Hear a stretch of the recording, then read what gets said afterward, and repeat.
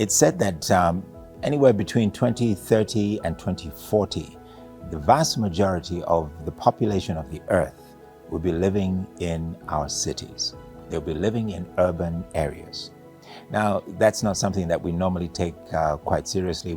Those of us who live in cities, especially capital cities, will recognize how crowded they have become. But the fact is that there's more and more an exodus of people from the rural areas looking for new opportunities, looking for jobs, looking for a future in the cities. So what is it about cities that we need to pay attention to as we take new territory in 2024? My name is Kwame Rubadiri. You are watching CITAM Church Online.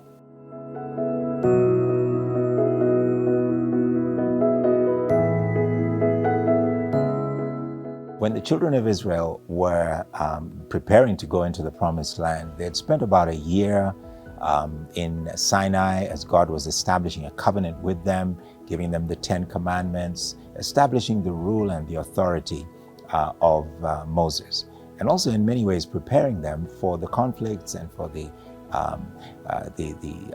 opposition that they were likely to face as they crossed into the Promised Land. But even as they did this, Moses took a strategic move by asking 12 men representing each one representing the 12 tribes of Israel, to go into the land, into Canaan, and find out what it's like, what's going on there, what can we anticipate or expect as we cross over into the Promised Land, because it wasn't just barren, unused territory. And as Moses sends these men out, he gives them certain instructions. He tells them what to look for, information to gather, find out what kind of people are there, what sizes are there, what's the scope of the challenge that's ahead of us. And the children of Israel, of course, entrusted this information or entrusted these men to bring back the information that they needed in order to progress. But there's something that Moses asked for them to do. And this we find in verse 19 of chapter 13 of the book of Numbers.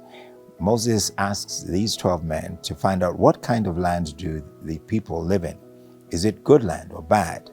What kind of towns do they live in? Are they walled or are they fortified? In other words, do they live out in the open, in tented areas, or some versions of the Bible will say, or do they live in fortified cities? Now, in asking this question, Moses was interested in being sure that they knew what they were up against. Number one, if you're living in a fortified city, it's not going to be a walk in the park to overrun or to take possession of such places. And if there are many of them, we need to know what their ability to defend themselves is like. We need to know how many people live there.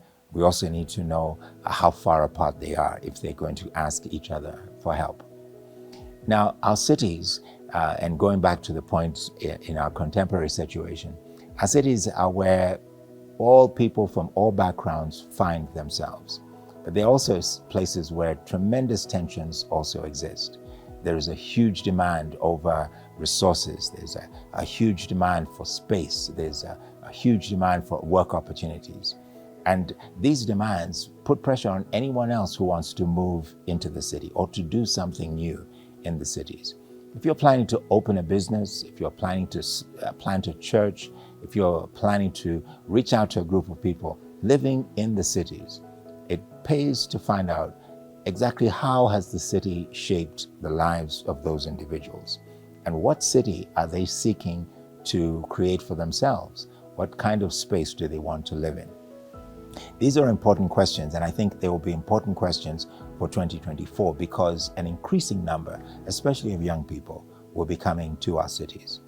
How will we as a church, how will we as families, how will we as men and servants of God reach out to bring the message of hope, the message of healing, and the message of the gospel of Jesus Christ to those who are living in our cities? And at the end of the day, what sort of cities do we want to create for future generations?